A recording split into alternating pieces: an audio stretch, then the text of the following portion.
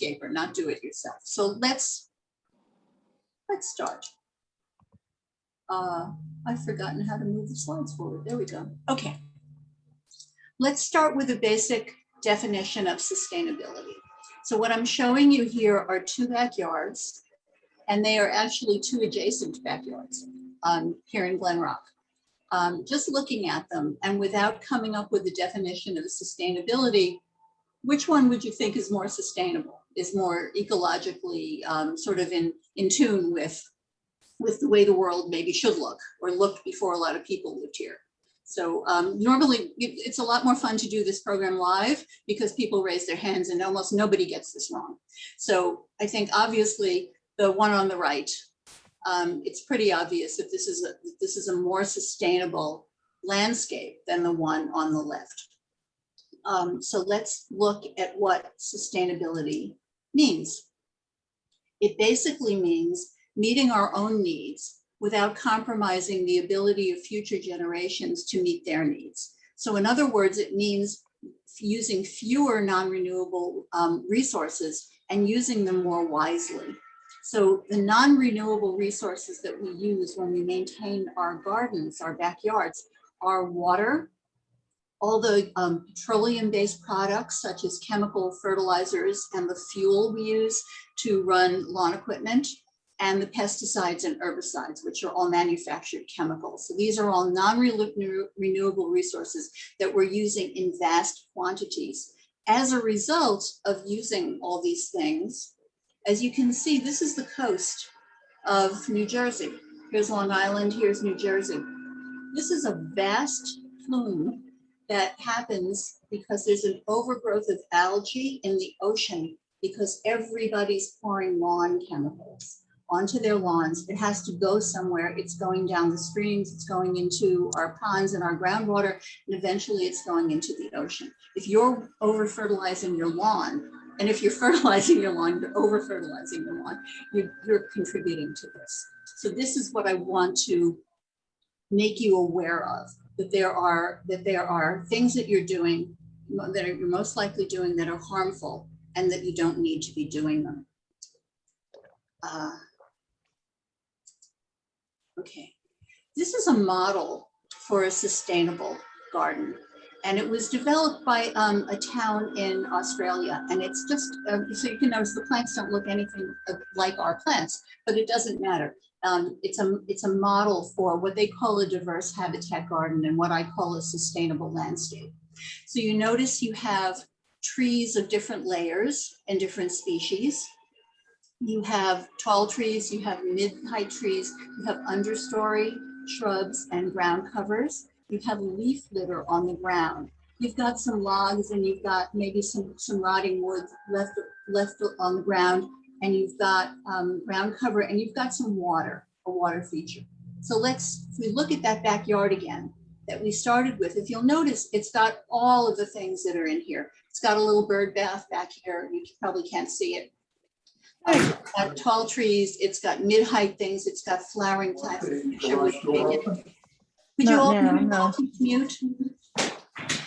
It's got this picture was taken in September, so you can see that there's fruit, there's flowers for pollinators, there's lots of place for people to live as well. But this is our backyard, obviously, and this was all lawn. When we bought the house 27 years ago, this was absolutely all lawn. So everything you see here was planted. And over the years, it's grown up. You can see we still have lawn. We have a toddler granddaughter now. There's still a place for her to run around. There's, but it is a sustainable landscape. Very little needs to be done to it to maintain it looking green and healthy. I want to introduce you now to a friend of mine who you're going to see throughout this program, and I hope you can all see her over here. This is Susie, the spicebush swallowtail. She is an adult female spicebush swallow butterfly. When you see her, it's because I'm recommending a technique, or just I'm telling you not to do something that might kill her, or I'm recommending a technique that might help her. Susie, like all butterflies, is very specific in what her caterpillars can eat. they eat only spicebush. Spicebush is a beautiful native shrub that's in bloom right now. I have it in my garden. If you're familiar with the Arboretum in Glenrock, it's full of spicebush. If you walk into the woods, it's in bloom right now. It looks kind of like forsythia, except it's native, and it will make beautiful berries in August that migrating birds will eat. Susie can only live if her caterpillars can find spicebush to munch on. And then as an adult, she's going to nectar on a variety of flowers. So if she came through here, she's very likely to find something that she can eat. If she came through that other lawn that I showed you at the beginning, if she came, sorry, if she flew over here, she's very unlikely to find anything to eat. But if she comes here, she's going to be very happy. So let's move on and we will see her again. Okay. One thing that ecologists like to say is that if your plant's leaves are not being chewed, you're doing something wrong. You want to see chewed leaves in your garden. That means you're attracting insects, because if you're attracting insects, you're also attracting birds, because birds eat insects. So I'd like you to look at these critters that I put up here.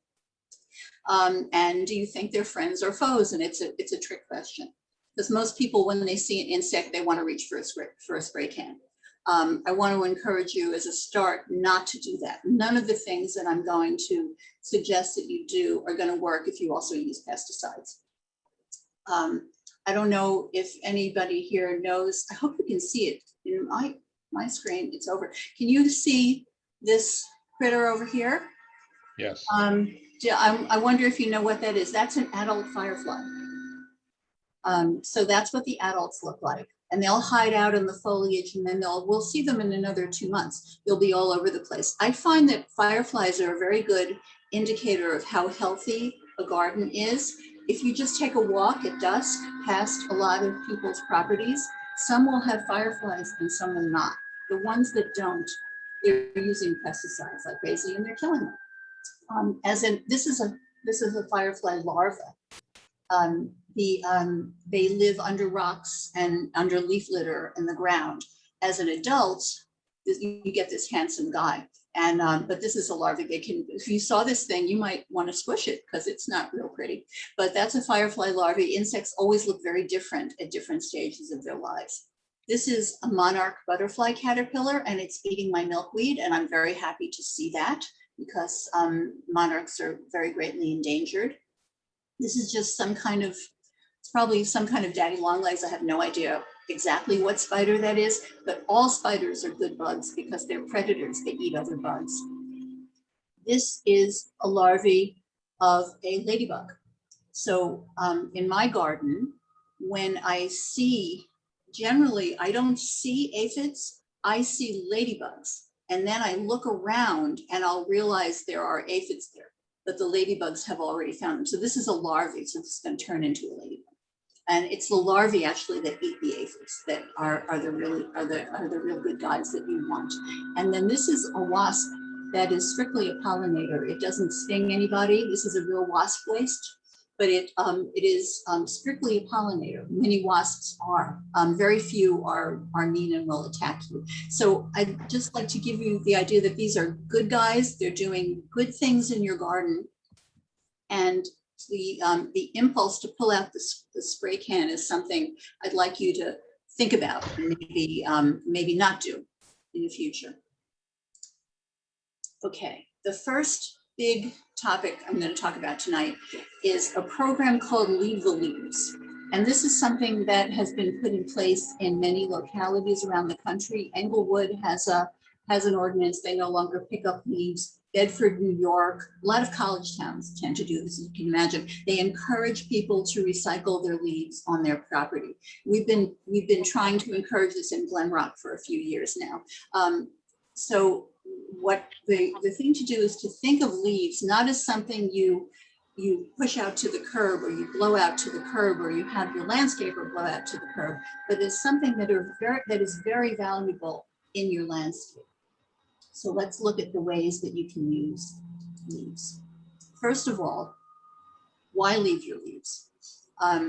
This is what happens in a forest. I used to, now I'm a docent at the Arboretum, but when my kids were little, I would sometimes take Cub Scouts on trips through the woods, and I would ask them, what happened to the leaves that fell last year? And when my kids were little, so that's 20, 25 years ago, kids didn't know that. Kids know this now, it's great. So what happened to the trees that fell, to the leaves that fell last fall? Well, they turn into the soil. That's what happens to them. And also they feed all these creatures. If you let the leaves fall, you don't have to do this all over your property. I'm going to talk about that specifically. But if you let the leaves fall and you leave them on your property, you blow them under your shrubs and under your trees rather than out to the curb, you're going to have tons and tons of fireflies. You're going to have beautiful moths. You're going to have butterflies, because they all overwinter as pupae, as these things that actually themselves look like shrinkled leaves in the leaves. If you get rid of your leaves, you're getting rid of all that life. Birds, I find in the winter, we have these mixed species foraging flocks that come through. I don't hang feeders. My garden is my feeder. I have these flocks that come through, and some of them will be perching on the plants and looking for bugs. Some of them will be sifting through the leaf litter. They actually raise it up and they throw it, and they look for insects underneath. So if you pay somebody to take away your leaves and then put down mulch, you are basically throwing away not only the fertility of your soil, but all of the homes for all of these creatures. So that's why leave your leaves. To me, that's the biggest reason to leave your leaves. It's also obviously much cheaper and much easier to use them. So instead of blowing your leaves to the curb, recycle them on your own property. You can use them as lawn fertilizer, as mulch, as compost, and just to create habitat. So let's look at all of those things. Leaves are free fertilizer for your lawn. If you, instead of discarding them, if you just have your lawn service run the mower over them, they will break down into very small pieces and they will fertilize your lawn. They will disappear very quickly. We do this with some parts of ours, but not with all of them. You're chopping them into small pieces. You're also chopping butterfly larvae into small pieces. So I don't recommend doing this with all of your leaves, but if you have like one light layer like this, and you know that more are going to fall, run your mower over these. That's fertilizer. That's all the fertilizer you ever need. You don't need to pay somebody to take them away and then to put down fertilizer. So first thing. Second thing, they are free mulch. And here's Susie again, because if you do this, if you use your leaves, if you let them pile up under your shrubs, under your trees, her pupae are going to fall into them. A lot of butterflies and moths will pupate on the branches of trees, and they look like dead leaves. This is a spice bush swallowtail pupae in different, that's a caterpillar, and that's a pupae in different stages. They look like dead leaves. They'll hang to the branches, and then they'll fall down, and they'll spend the winter in the leaf mulch. So if you do that, you're creating, they work just as well as mulch as the wood chips that you buy, or as any kind of mulch that you might buy. They're going to do all the things that mulch do for your garden. They're going to insulate it. They're going to keep weeds down to some extent. All the stuff that you do, that you pay mulch, you buy mulch to do. And you're also going to have habitat at the same time. So this works. You can put them under your trees, you can put them under your shrubs, your perennials, you can put them on your vegetable garden. If you have put a nice layer of leaves over your vegetable garden in the spring, in the fall, they will break down primarily by spring, or you can just dig them in, and that's compost basically. So it works very well for anything that grows. It's just a natural process. If you make compost, and more people are making compost, you need to save your leaves, because the major ingredient in compost is leaves. So you need a place for them. This is just somebody who sort of built an enclosure. It's not so pretty to save her leaves. I just pile mine along one side of my property, and then I use them all year in my compost. So if you want to make compost, which is really the best kind of thing that you can use on your garden, your own compost, you need to save your leaves in the fall, not blow them to the curb. And finally, they're just creating habitat, which is very important. So it creates habitat for birds, butterflies, fireflies, and amphibians, and certainly for microorganisms, because as they break down, they are being decomposed by tiny little organisms that are in the soil that you don't even see, and that makes for healthy soil. So those are all the reasons not to get rid of your leaves. Also, it makes a mess in the street and everybody puts their leaves out there. There are questions about this? I'm going to stop now for questions. Bob, do we have questions? Yes, we do, Elaine. Let me give you the questions that we have. First one, is lime considered fertilizer? Lime is unnecessary in this area. Your lawn service is going to tell you you need it, you don't. The purpose of lime is to change the pH of the soil, but the pH of the soil around here for the most part is ideal for growing plants. You don't need to. I've also heard one landscaper wanted to put lime in my garden because he said it was going to get rid of the moss and make grass grow. If you've heard that one, that's a real good one. The reason that you have moss is because it's too shady for grass, and the lime is not going to do anything about that. So no, lime, there's no reason to put lime down. What it is a soil amendment. Technically, it's a soil amendment, not a fertilizer, but it's not necessary at all. Okay. What about frogs? Are they a good thing to have around your house or in your lawn? Yeah, they eat bugs. They eat bugs. Sure, they are. Okay. Yeah. I think you answered the one about grinding up the leaves on your lawn. That's a good idea, right? Yeah, I mean, it's not the best way to use your leaves, but it is certainly better than just throwing them away. And then, when you do that, you're fertilizing your lawn. So it's better for you than having somebody get rid of them and then having somebody put fertilizer down on your lawn. And you can do this with any mower, by the way. If your landscaper tells you he needs a special mulching mower, he doesn't. If you run any mower over those piles of leaves, it will break them down. And you will see the bits on the lawn right away, but they'll be gone in a couple of days. Okay. From someone asked, where'd it go? Here it is. I have a compost ball that's not hot enough to break down the vegetation. What do you recommend for using for a compost situation? I'm going to go to compost. I think it's the next thing. All So right, let's we can hold wait on that one for a while. Okay. Let's hold that one. Someone is new to this region of the country and just learning about becoming a good steward of our land, planning to plant natives and get rid of the invasives, but I worry about ticks because they have dogs. How can we best deal with ticks without harming everything else? One of the worst carriers, one of the worst things for ticks, for the whole ecosystem that revolves around ticks, is Japanese barberry, because it stays green all the time and it's an invasive plant that has gotten into our woods all over the place. So that's a problem. I would get rid of barberry, and I would certainly, dogs do pick up things in the woods, as do people. Bruce and I have both picked up ticks in the woods. You have to be very careful. I am not suggesting that you let your grass grow 12 inches tall all over the place and that you have no cleared area to walk in. If you'll notice, when I showed you the sustainable garden, there's still places to walk where you're not going to be picking up ticks. One thing that you can think about is everything is interconnected. The more you do this, the more you're going to have things that eat the ticks, because birds eat ticks. As do critters like opossums and all the good guys who will come. If your soil is rich and full of organisms, you're going to attract these larger organisms, and they all eat ticks. So certainly you should worry about your dog and ticks, and we do a tick treatment on our dog. Some people are against that, but we do that because I don't want him to have ticks and I don't want him to bring them in the house. And if you go outside, you've got to check yourself carefully for ticks when you come back in. If you're walking through brush, if you're walking on a narrow trail, if you're walking any place where the vegetation touches, you can. Won't composting under plants promote fungus and mold? Fungus and mold are good.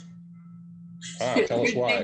They're decomposers. So, so yes, maybe it will, and that's fine. All right. And anything in In our the gardens soil, that would, anyway.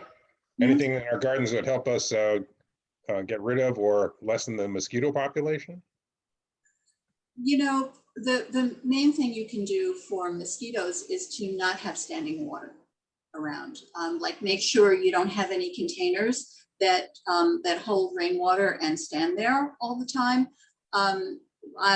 What I do with my bird bath is I flush it out every couple of days with, you know, with a jet from my hose nozzle, so that the water never stands there long enough. That's really the main thing you can do. And if everybody, they breed in standing water. Don't have standing water. Is it Yeah. Is it true that lavender repels mosquitoes? I have no idea. Okay. The best thing you can do on your like if you have a patio and you want to sit out there, just bring a fan out. You know, most people have electric outlets outdoors, or put an extension cord and put it indoors. Have a fan, an oscillating fan blowing on you. You won't have any trouble from mosquitoes when you're sitting outside. So that's real simple, and that's not a poison. All right. Will leaves promote leaf blight? I don't know what leaf, there are lots of diseases that are called blight of various things. I don't know the answer. I don't know the answer to this. All right. So we stumped you on that one. I think there's a misapprehension that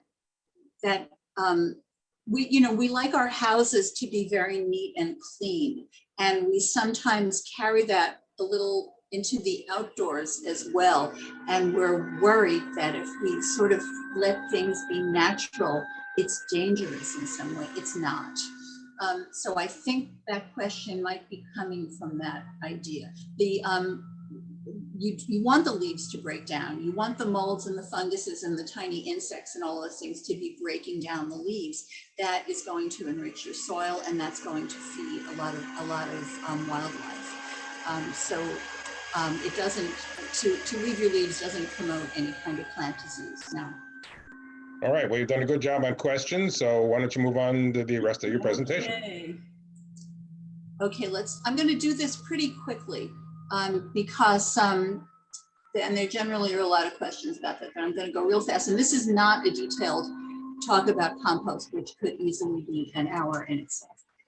So if you want to make compost, is basically what happens when the leaves break down by themselves. It's what happens on the floor of the forest over time when the leaves break down. So to make compost, you need kind of an out of the way place for the piles or for your bin.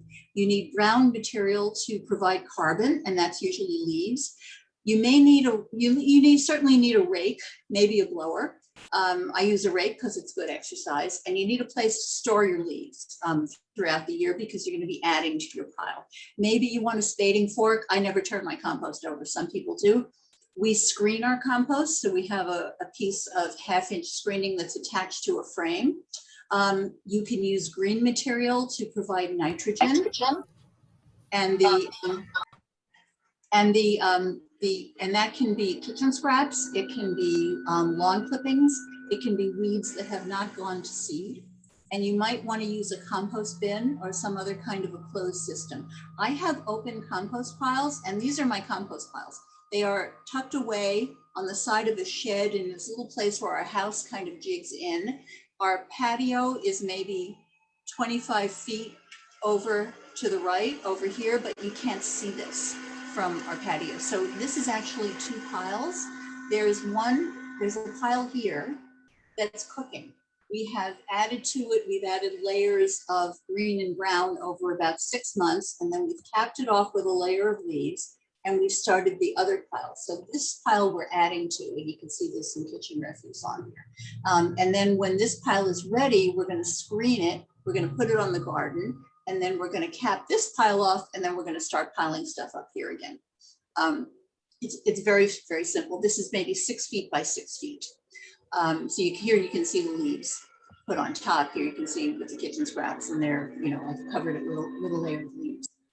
It's very, very simple. If you just leave a pile of leaves sitting by themselves, you will have compost 6 months later. You don't have to do anything at all. So those are the basics.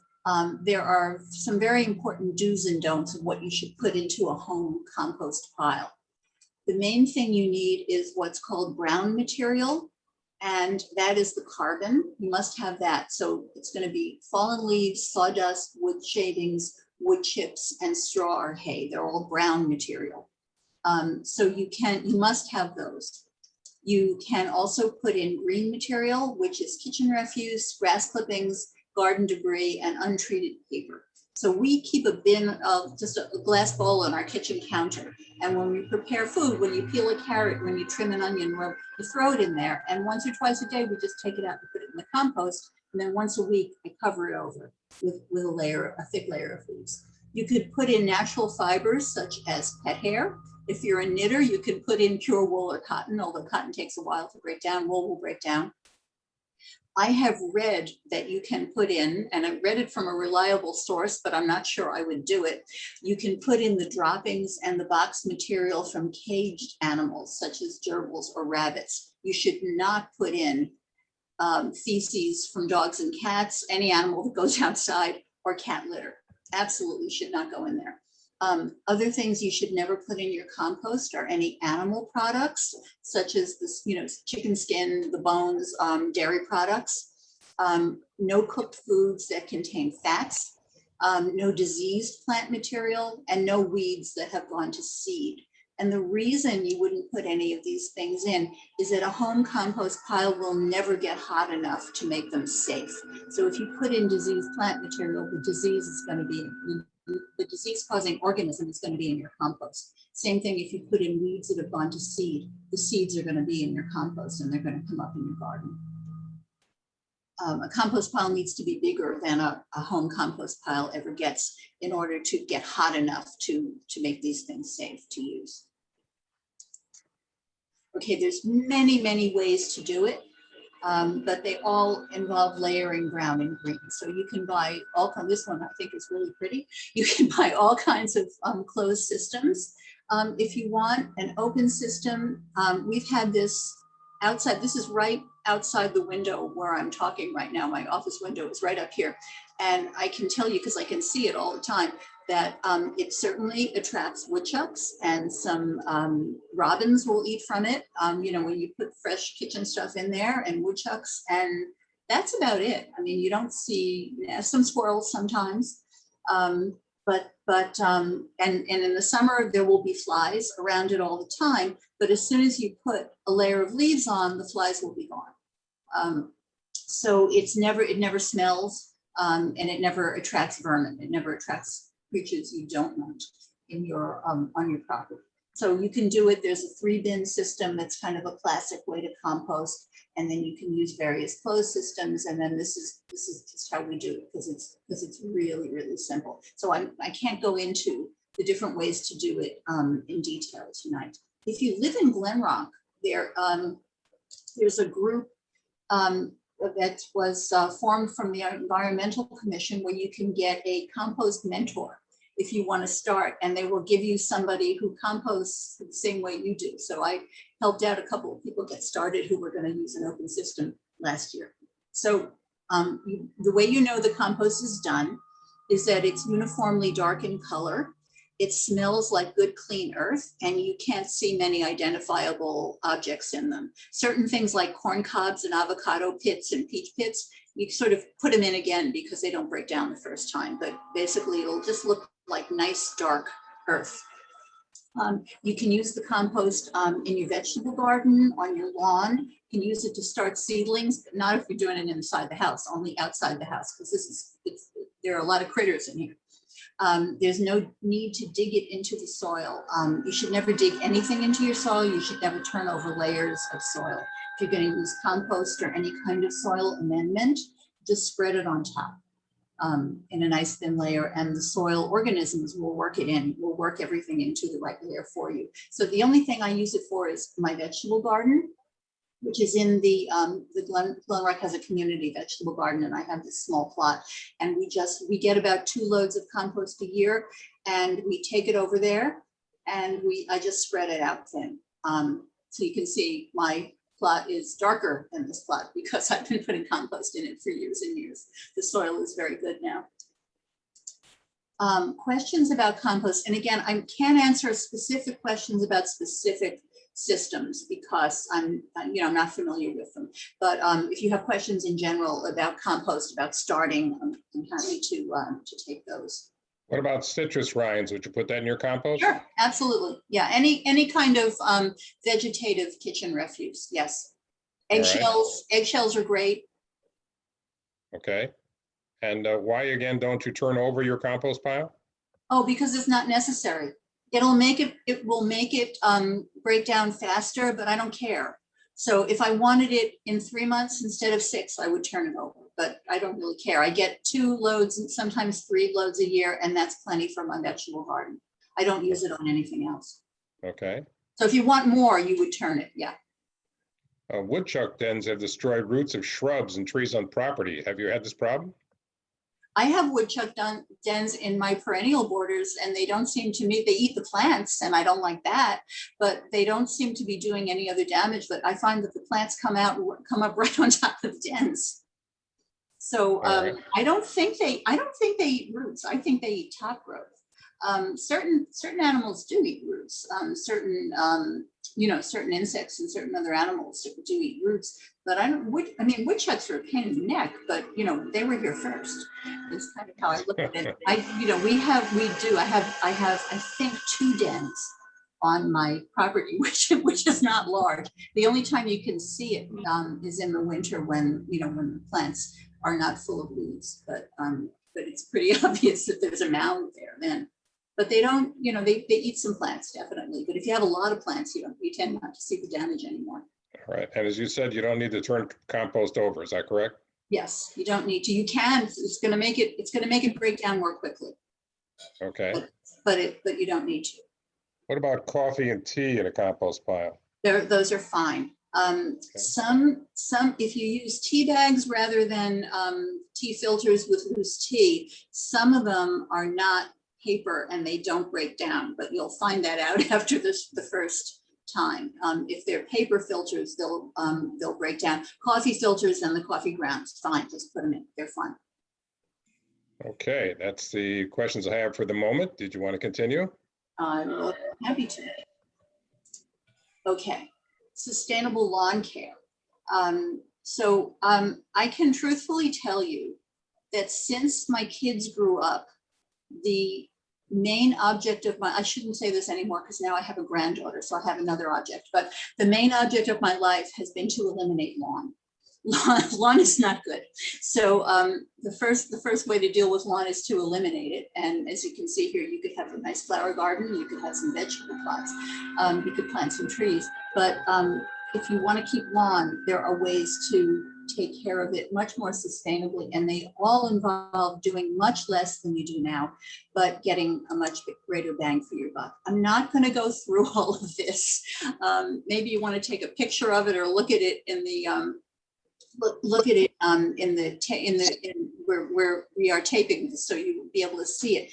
But it's just lots of details about how bad most ordinary lawn care is. But the big picture is that our lawns produce 4 times more CO2 than they absorb. So they are contributing in a tremendous way to global warming. In the United States, about 2% of the entire country is lawn. And that would be something that covered an area the size of New York, New Jersey, and Connecticut. This is not a small problem. This is a big problem. In heavily suburbanized states like Connecticut, Rhode Island, Massachusetts, and New Jersey, it's 20%. 20% of our land is lawn. Turf grass is our largest agricultural crop. Most of the stuff that you're paying for, all of the fertilizer, all of the watering, all of the pesticides and the fungicides and the herbicides that you're pouring onto your lawn, they're expensive. They are not necessary, and they are in most cases actually harmful to the environment because they're not staying on your lawn. They are running off into our groundwater, into our lakes and streams, and going up into the atmosphere.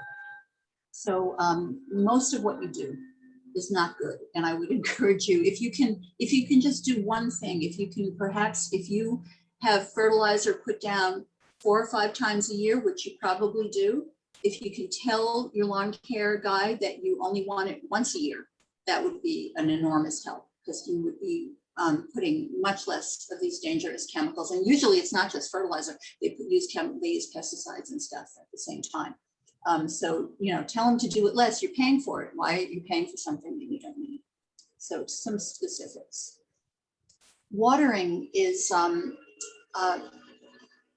fresh water is a precious and rare resource. Most of the water on Earth is salt water. Fresh water is a non-sustainable natural resource. So we've already seen this. And this is what's happening from overwatering and overuse of pesticides. This is I took this picture around the corner from my house. And this picture was taken probably in August. So if you see, this is a property border right here. These people have a sprinkler system and they water their lawns all the time. These people do not water their lawns all the time, but they cut them. It's still neat. As soon as, unfortunately, I don't have the second picture. As soon as it rained, this was a dry summer. As soon as it rained, this lawn greened up too. It wasn't dead in the heat of August. It was just dormant. Lawn grasses are not equipped for our climate. They are primarily cool season grasses from Europe, and they can't tolerate our hot, dry summers. So they go dormant. They don't die. If you simply stop watering your lawn, the grass will not die, and it will green up as soon as the weather changes, as soon as it cools off or rains. This is a graphic that I found. It's actually from a sprinkler company. So even a sprinkler company is telling you to water less often. What a lot of people do with their sprinkler systems is they set it to run every day for a few minutes. That wastes a lot of water, and it's actually not good for the lawn. If you do shallow watering, you're going to have shallow roots. I don't know if you're aware, but in many of the most famous vineyards in France and Italy, the people who own them are not allowed to water. And they don't water traditionally, but they are not allowed to water the vines at all. And that's because it makes them stronger. When plants are subjected to a little bit of stress, they will put out more roots and they will become stronger. So if you water a tiny bit every day, you're going to have shallow roots. If you water once a week, but enough to give your lawn an inch of water at a time, you're going to have deep roots, and the plant is going to be much better able to withstand drought and all kinds of other stresses that may come to it. So I would encourage you to stop watering every day or every other day, and to start watering if you must water, water more deeply, but once a week at the most. Other don'ts about lawns. A lot of people their lawn services will routinely put down pesticides, fungicides, and herbicides. They are almost always unnecessary. They pollute our water and they harm humans, pets, and wildlife. There's all kinds of studies about the length of time that golden retrievers live, and they live a much less shorter time now than they did before people started using so many chemicals on their lawn. It's not anything that's bad for Susie is bad for you too, because all life forms are basically the same. We're all based on carbon and oxygen and hydrogen, and anything that harms her is going to harm you. It's going to harm your grandchildren. You don't want it on your lawn. Most insects are beneficial, so if you kill them, you're killing her too. You want to fertilize less or not at all. When I studied turf management at the Botanical Garden, all of the lawns there, I don't know if you're all familiar with the New York Botanical Garden, which is, I would encourage you to go see it. It's gorgeous. Particularly go to see the native plant garden in the spring, which is incredibly beautiful. But the lawns there are all managed organically. And the best way to do that is best practice for lawn fertilizing is to fertilize once a year in early fall using a slow acting organic fertilizer. The reason for that is that you have a much better chance if you use a slow-acting organic product, you have a much better chance of it actually being absorbed by the plants, because a lot of the chemicals that plants need, like primarily it's nitrogen. Nitrogen is a very volatile element, and it disappears into the water and into the air immediately. So if you're putting down too much, it's just going. So if you do this once a year using a slow-acting organic fertilizer, and you'll know it's organic because if you read the list of ingredients, I mean, obviously you're going to ask your landscaper, but if you look at the list of ingredients on what he's using, you will see that it will have things like ground chicken feathers and all kinds of ground meal in it, and it won't be based on things with long chemical names. It will be based on natural products that will break down slowly and have a chance of actually being used by the lawn. Anything you apply to your lawn is going into the groundwater and eventually into our lakes and streams and into the ocean. When you see this mess of green algae in the water, that is from lawn fertilizer. All of the algal blooms that become dangerous in the summer, they are from overuse of lawn fertilizers and other chemicals. The water was not meant to do this. What happens is you're putting the fertilizer into the water. You have an overgrowth of green algae. It uses up all the oxygen in the water, and everything else in the water dies. All the plants, all the fish, all the invertebrates that would normally live in water and keep it clean, they all die. So you have a mess. So big don'ts there. So save money, don't do any of these things. There are many more sustainable techniques for maintaining a lawn. And again, you can insist, there are some organic landscapers, but you can also insist you're paying for it. So you can make them do this, even if they say they don't normally do it. So again, Susie will thank you. She will live in your gardens and she will thank you. You can mulch while you mow. Have the landscaper take the bag off the mower, let the clippings remain on the lawn. And then what happens is you're going to have this natural layer of the lawn clippings, and they're going to break down again, just like the leaves in the fall. The clippings are going to break down almost immediately, and that's fertilizer. Those are the nutrients that will go back into the soil. Excuse me.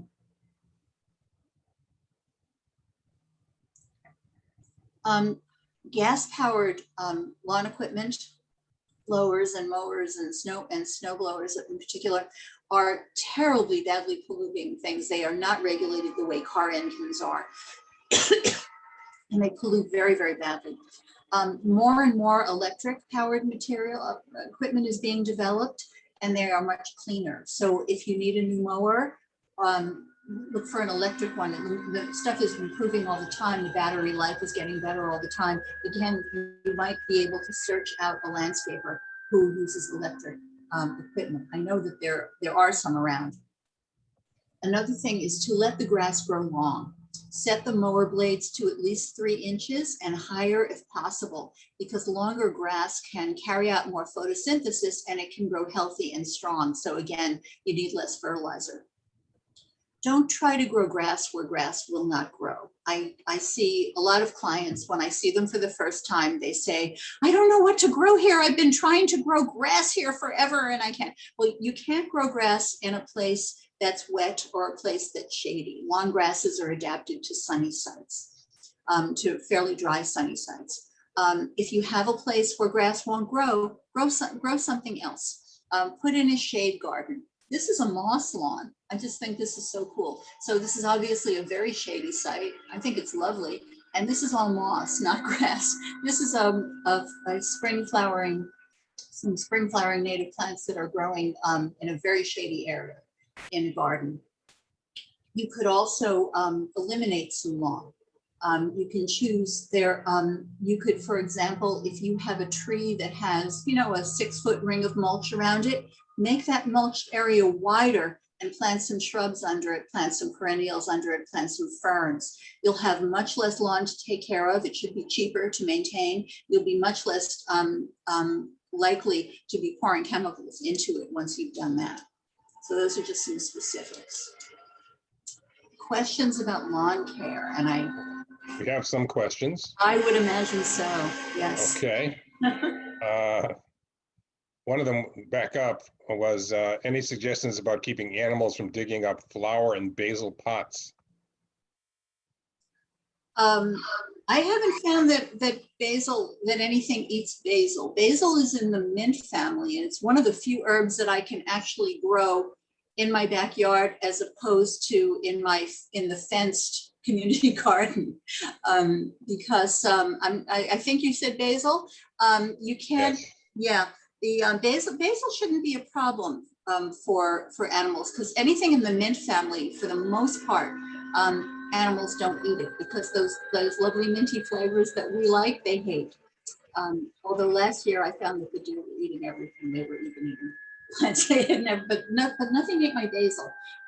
There are ways to deal with critters in the garden, and the best way is to have so many plants that you don't notice the damage. Another thing that you can do, so you want to crowd your plants. Another thing that you can do if you have a plant that they particularly like deer adore. The names of plants are not coming to me at the moment, but there are certain plants that they just absolutely adore. So I try to surround them with plants that they don't like, or I put them way toward the back of the garden. Phlox, they love phlox, garden phlox, tall garden phlox, which is beautiful. It's a native plant, and deer love it. It's the first thing they eat.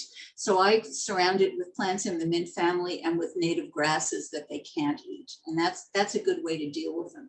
They're if we have a mild winter like we did, not this year, but the year before, you get this incredible uptick in the deer population, and there's almost nothing you can do. I mean, it was terrible last year. This year, I'm in hopes that things are going to be better, because we did have snow on the ground for a long time. We had a fairly cold winter, and then that will kill off some of the critters that eat your garden.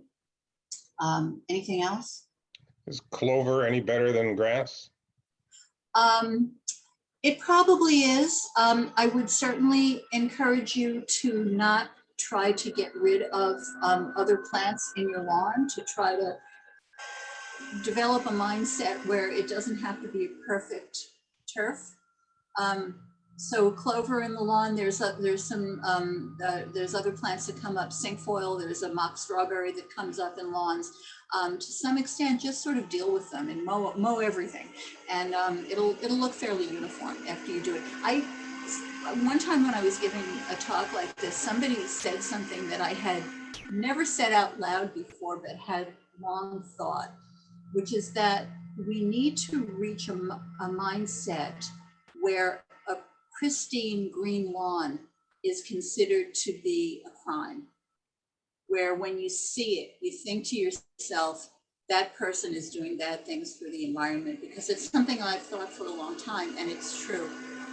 A lawn can be perfectly adequate for children to play on, to walk across to, which is really all we do on lawns. I mean, what else do you do? To walk to the barbecue, to walk, to walk to your shed. It can be perfectly adequate for that and not be pristine.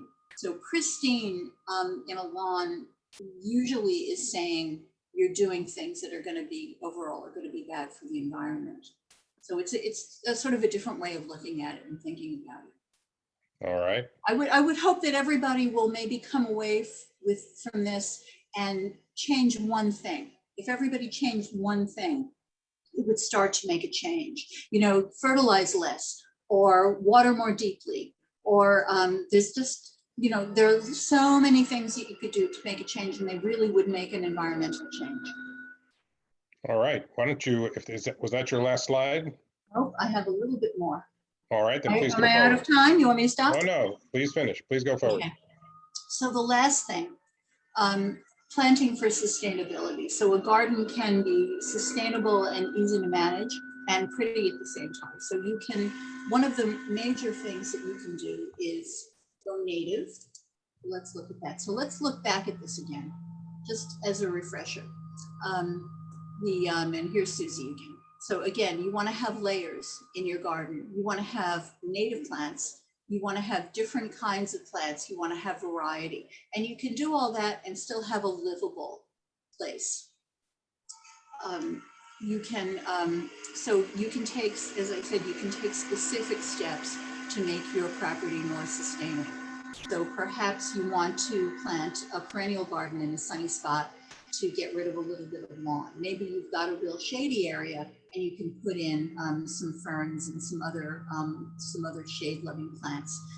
Again, get rid of some lawn and stop trying to grow lawn where lawn won't grow. So specifically, eliminate some areas of lawn that you don't use. This was, I was just working with a friend here. She had lawn that it was messy. And the reason it was messy, it was always messy, she couldn't get a beautiful lawn, was that she had too much shade. So originally the area around the tree that was mulched was right here. So what we did was we mulched a wider area. If you just mow the grass very short, and then you can mulch a wider area, and then you can plant it. And that's actually how all of my gardens started. So every garden that I have used to be lawn. This is a section of perennial garden and then patio, and it all used to be lawn. You could put in a vegetable garden for part of your lawn. Obviously, in our area, this would have to be fenced. You couldn't have it out like that, or you would never harvest anything. But you could put in one of those nice tables where you can grow plants, up in the table, or you could put in a raised bed and fence it. Put some kind of a cover over it and eliminate some lawn that way. I'm kind of always thinking of other areas of my property where I can eliminate some lawn. I'm going off and getting some more bags of mulch and putting it down and getting rid of lawn, and then sort of thinking later what I'm going to do to plant in it. But so again, tree islands, which is what this is, perennials and native grasses and vegetable gardens are all really good ways to get rid of lawn and to make your garden more sustainable. Plant native plants. Again, Susie's caterpillars can only eat spicebush, and most butterflies are exactly that specific in their needs.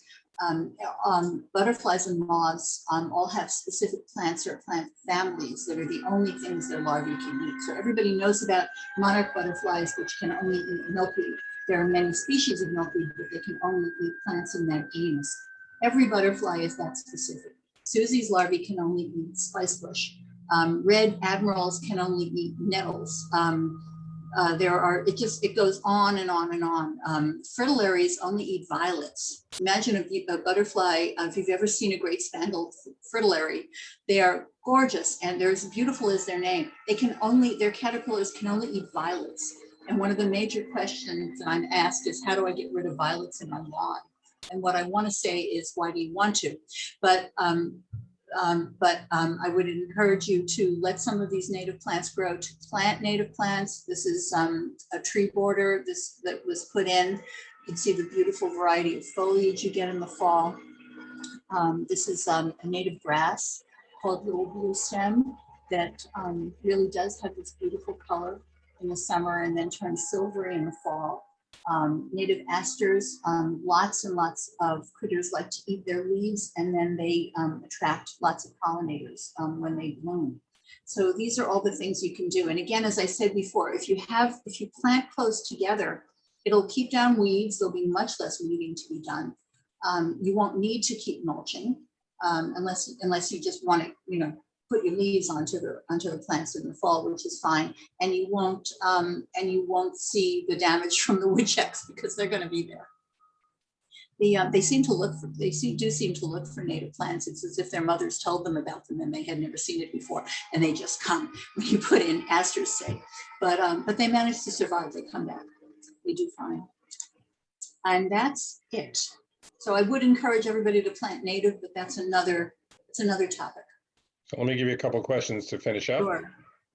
So to plant over part of your lawn, do you just mow it short or mulch and then plant, or should you dig up the grass? Mm-hmm. Yeah, you can do that. If you look this up, you'll find all kinds of techniques for doing this, but the simplest thing to do, and it's simpler to do it in the fall, but you could do it anytime. Mow as short as you can, put down a nice thick layer of mulch, like 2 or 3 inches of a nice bark mulch, cedar. Usually you'll find cedar or hemlock bark, undyed. Put it down in a nice thick layer, which will kill the grass, and then you can just plant right through the mulch layer. Yes, you could scatter seeds right on it, or you could put plants, you could dig plants right into it. Yeah. So Very eliminating the lawn in the rear might sound fine, but what about the front lawn? Are you going to upset your neighborhood by tearing out your lawn or letting the lawn become native? Well, what we've done, no, you can't, well, for example, we have weed laws. You can't just stop mowing because I live in Glen Rock and you can't let your grass get longer than 11 inches or you'll get a summons. So we do have weed laws. You can't do that. I'm not suggesting you stop mowing your lawn. I'm suggesting you put something else in for it. So what we've done is we've planted shrubs all along the borders of our property. We've planted a tree island in the middle of the front lawn. There used to be a big tree there. Now there's a stump and a small tree because the big tree died. We've extended the borders just by mulching and then planting into them. So we have a lot less lawn, but we still have lawn. You can't get rid of all of it because you need something to walk on. But I'm suggesting you probably don't need as much as you have. It's probably very expensive to maintain. It's not good for the earth to maintain it. So have less of it. What about replacing the lawn with things like ground cover, pachysandra, things like that? Okay, pachysandra, most of the pachysandra that people use is a Japanese plant. It's not native and it's invasive. It goes right into wild areas and takes over. So I wouldn't encourage you to plant pachysandra, but if you have shade, it's a shade plant. If you have shade, you could very easily plant some beautiful native ferns, and there are just so many beautiful native plants that will bloom in shady areas. If you want to come by and see my garden right now, in about a month, you're going to see beautiful shade plants in my garden. There's also natural areas around here where you can take a short hike and see some really beautiful shade plants. They're coming up very soon. And again, obviously there's lots of plants for sun. There's any kind of site, there's going to be a plant that will grow well in it. There's no such thing in nature as a site that's bare of plants. It just doesn't happen. So there's always going to be something you can plant. What about water features? Something you suggest beside a bird bath? We've never done that, but certainly a water feature is a good idea. You could also put in, if you have a spot that's always wet, you could put in a rain garden, which is basically what a rain garden is. It's a way to make the water drain more quickly. If you have a wet spot, you could use a bird bath. You could use one that has an electric feature so that it always fills. You can, or has a fountain. You could put in a small pond, and that's just way beyond the scope of this talk, but a water feature certainly will attract a lot of wildlife and is lovely to look at. All right, fantastic. Would you come off sharing so we can go back to the smiling faces of our audience? Okay. All right. Hello, everybody. There you go. Look at that. And if anyone has a question for Elaine, now that we are in person, if you will, everyone is welcome. And as you can see, I don't have very strong opinions about any of this. So feel free to ask whatever you want.